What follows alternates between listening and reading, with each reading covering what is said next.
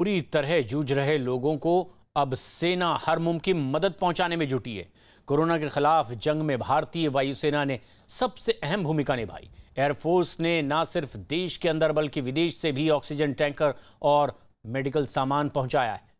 दुनिया भर से राहत सामग्री आ रही है और उन्हें देश के अलग अलग हिस्सों तक पहुंचाने की जिम्मेदारी है पालम टेक्निकल एयरपोर्ट की।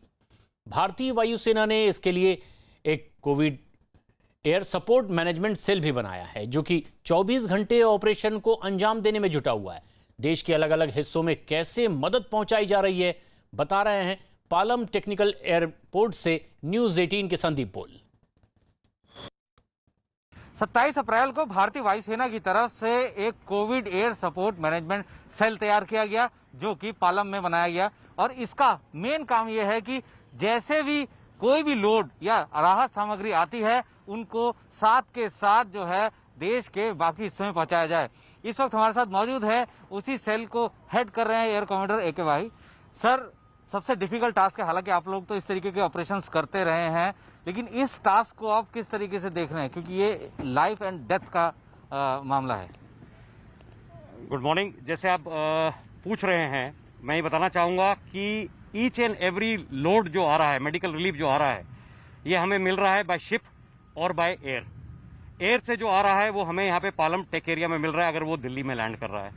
एम इज कि हम जितनी जल्दी हो सके इस लोड को पहुंचा पाएं, एंड जिसके कारण कि किसी की जान बच पाए, and at the shortest time this is available to the patient who needs it desperately. तो फिलहाल इस ऑपरेशन के लिए किस तरीके के एयरक्राफ्ट फिलहाल हम लोग यूज कर रहे हैं? We are deploying close to 42 aircraft, both heavy and medium lift. Heavy में हम C-17 एंड IL-76 डिप्लॉय कर रहे हैं। मीडियम लिफ्ट में आप जो देख सकते हैं, ये है AN-32 एंड C-130 उधर खड़े हैं, वो हम डिप्लॉय कर रहे हैं। And aircraft deployment and selection एक दिन पहले होता है। जब हमें अपना टास्क पता लग जाता है, उसके हिसाब से हम डिसाइड करते हैं कि किस एयरक्राफ्ट को किधर भेजना है। क्योंकि सर ये एक AN-32 है जिसमें कि सामान लोड हो रहा है। किस तरीके का सामान लोड हो रहा है और कहाँ ये जाएगा इस वक्त, उस पर बात करते हैं। सर, किस तरीके का सामान इस वक्त लोड हो रहा है, ये एयरक्राफ्ट जो है किस जगह भी जाने वाला है? आज जो लोड आया है वो मैक्सिमम मेडिकल एड में मेडिसिन आई हैं, ऑक्सीजन कंसंट्रेटर्स आए हैं एंड कुछ वेंटिलेटर्स आए हैं। इस एयरक्राफ्ट में आप ये देख सकते हैं, मेरे एयर वॉरियर्स हैं, ये सामान को लोड कर रहे हैं, so that shortest possible time में हम इसको एयरक्राफ्ट को रवाना कर सकें एंड मेडिकल एड दिखा पाएं। ये जो लोड हमें मिला है, ये आता है हिंदुस्तान लेटेक्स लिमिटेड से हमको मिलता है, which has been identified by ministry of health and family welfare, जिन्होंने डिसाइड किया है this has to go to Tamil Nadu. We have also communicated, उनको बताया है कि वेदर साउथ इंडिया में because of cyclone is going to become bad, we should deploy maximum load that side so that there is no shortage. बिल्कुल, क्योंकि अभी cyclonic situation है और ऐसे में कोस्टल एरिया जो है वो बहुत ज्यादा महत्वपूर्ण हो जाते हैं। इसीलिए फिलहाल जो भी यहाँ से राहत सामग्री जा रही है, एयरफोर्स जो है जिनको अलग अलग जगह लेके जा रहे हैं, उनका फोकस पहले यही है कि साइक्लोन के चलते वेदर खराब होगा तो ये एयर ऑपरेशन बाधित होंगे। इसीलिए पहला फोकस किया गया है कि सबसे पहले उन सब कोस्टल एरियाज में ये सामान भेजे जाएं जहां पे कि साइक्लोन का खतरा बढ़ रहा है। इस वक्त ये देख सकते हैं कि ये कंसंट्रेटर है और यहाँ पे लोड करके जाया जा रहा है, ले जाया जा रहा है। आप यहाँ पे देख सकते हैं, ये जो राहत सामग्री आई है ये जापान से है। देखिए आप इसमें इस बॉक्स के ऊपर ये भी दिख रहा है, जापान से है और इसको जो है इस वक्त लोड किया जा चुका है। और इसी तरीके से ऑक्सीजन कंसंट्रेटर के अलावा भी काफी ऐसे मटेरियल हैं जो कि लगातार ले जाए जा रहे हैं। खास बात यह है कि इनको हैंडल करना बहुत जरूरी होता है और वो भी सतर्कता से, क्योंकि एक बार अगर मिस हैंडलिंग हुई तो पूरा डिवाइस जो है खराब हो सकता है। अब आप देख सकते हैं कि एक लाइन से सारे एयर वॉरियर्स जो हैं अब सामान जो है एक एक करके जो है इसमें डालना शुरू कर रहे हैं और कोशिश यही है कि जल्द से जल्द जो है ये सारा सामान उन सब जगह तक पहुंचाया जा सके। समय की बड़ी कीमत होती है और एयरक्राफ्ट में अगर, हालांकि ये सारा सामान बाय रोड भी जा सकता है, लेकिन एयरक्राफ्ट इसीलिए इस्तेमाल में लाया जा रहा है क्योंकि उसमें ज्यादा समय लगता है, इसमें कम समय में आसानी से पहुंच सकता है। तो एक महत्वपूर्ण जो है काम इस वक्त इंडियन एयरफोर्स यहाँ पे कर रही है और कोशिश यही है कि कम समय में ज्यादा से ज्यादा लोगों को राहत दी जा सके। भारतीय सेना लगातार जो है अपने जो रोल है उसको जो है हर सिचुएशन में निभाती है। तो आप देख सकते हैं कि किस तरीके से एक एक करके सारे बॉक्सेस जो हैं वो रखे जा रहे हैं। उसके बाद ये जैसे ही एयरक्राफ्ट जो है पूरी तरीके से लोड होगा, लोड होने के बाद इसको जो है तमिलनाडु के ताम्रम एयरबेस है वहां पे ले जाया जाएगा, ताकि आसानी से उन सब जगह पर पहले से ही स्टॉक कर दिया जाए, क्योंकि साइक्लोन की वजह से वो सारा इलाका बहुत ज़्यादा अफेक्टेड हो सकता है। सर, 24 घंटे ऑपरेशन चलाना कितना डिफिकल्ट टास्क है? हालांकि काफ़ी सारे ऑपरेशंस किए हैं और एयरफोर्स को महारत है इस चीज़ में, तो किस तरीके का जो है प्रिकॉशनरी मेजर्स भी जो है लिए जा रहे हैं? हम लोग मिशन मोड में काम कर रहे हैं। Aim is 24/7 our operations are on. All assets are deployed, including manpower and equipment.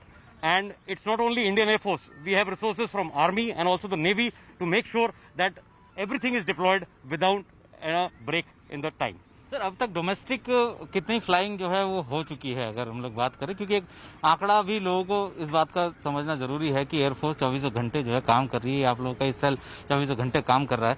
कितना लोड अब तक जो है यहाँ से ले जाया जा चुका है और कितने आवर की फ्लाइंग जो है हुई है डोमेस्टिक में? हमने क्लोज टू 450 सॉर्टीज की हैं एंड 250 टन लोड लिफ्ट किया है। More than the weight, what is important is the volume which goes. आप अप्रिशिएट कर पाएंगे कि आज के दिन में मेडिसिन का लोड इतना नहीं होता है जितना वॉल्यूम होती है उसकी। So aim is to deploy aircraft so that we can push through at the fastest what can happen. अभी कितने ट्रक्स जो हैं फिलहाल आए हैं और इसका सैनिटाइज करने का क्या तरीका है? क्योंकि सर हम लोग हमेशा ये देखते हैं कि कोई भी एयरक्राफ्ट है, जब तक यहाँ पे लोग सिक्योर नहीं होंगे तब तक ऑपरेशंस आगे लंबे टाइम से नहीं चला सकते।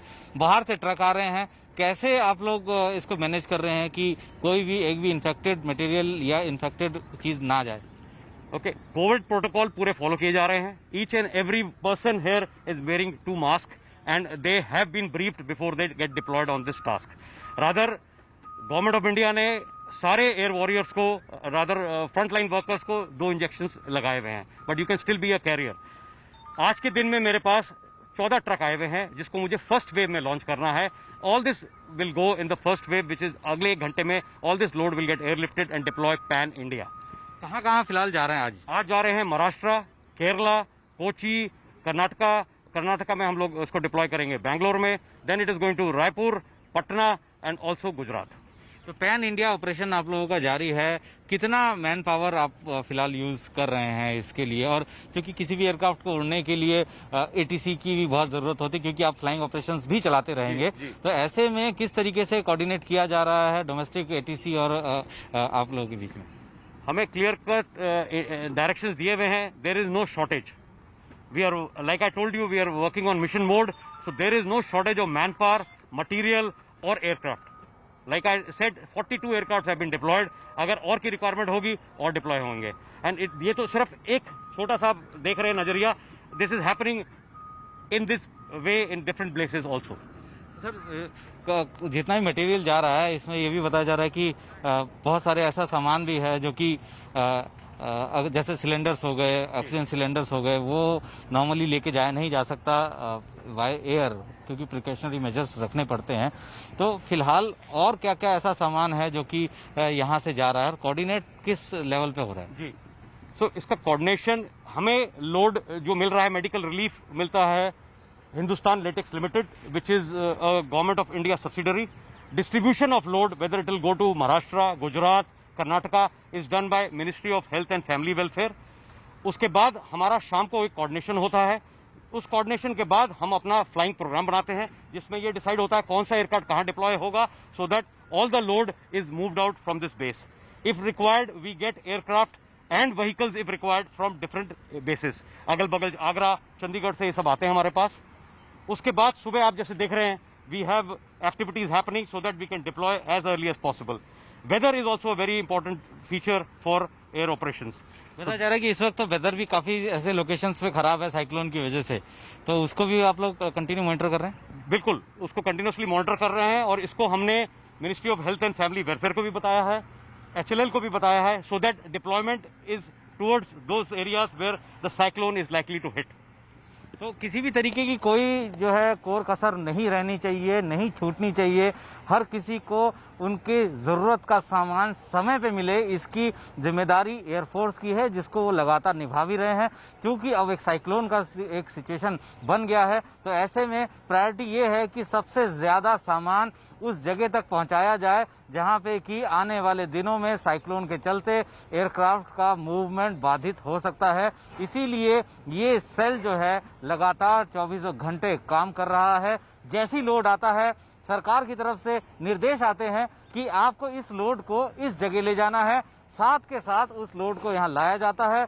उसको यहाँ से जो है अलग अलग एयरक्राफ्ट में, डेडिकेटेड एयरक्राफ्ट में जो है उनको लोड किया जाता है और उसके बाद उनको फ्लाई कराया जाता है। जैसे ये सामने वाला एयरक्राफ्ट है, ये महाराष्ट्र जाएगा, तो महाराष्ट्र जाने से पहले जब यहाँ ट्रक्स आए हैं, तब इनको बता दिया गया था कि किस एयरक्राफ्ट के पीछे अपने ट्रक को लगाना है और उसके बाद लोडिंग शुरू हो गई।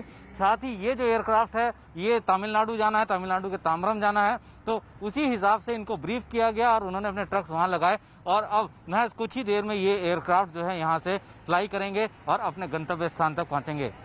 कैमरामैन अनिल संदीप बोल, दिल्ली, न्यूज़ 18 इंडिया।